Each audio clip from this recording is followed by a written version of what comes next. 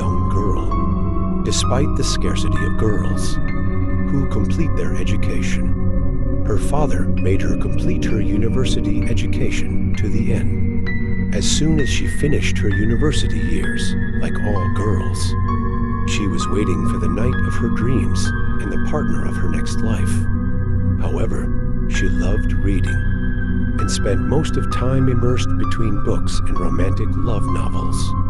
Because of that, she preferred to stay alone, isolated from the rest of her family members and in dim lighting. The first thing the girl noticed was the presence of an imagination with her in her room. At first, she thought it was just fantasies and fantasies. And then she began to notice prominent letters in the book she was reading. And it was always you, my love.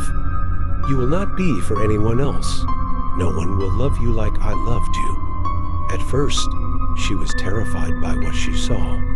But gradually, she began to wait for these letters, which she loved to read very much, as they made her feel how important she was to someone.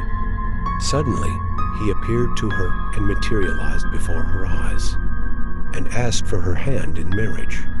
The girl refused vehemently, and after that, she did not make herself known except with exhaustion that accompanied her.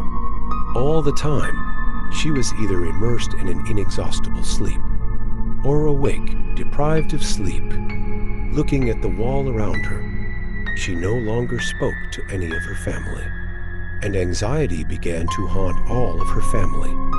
They did not leave a door containing medicine for their daughter, who was lost from their hands, without knocking on it, but to no avail.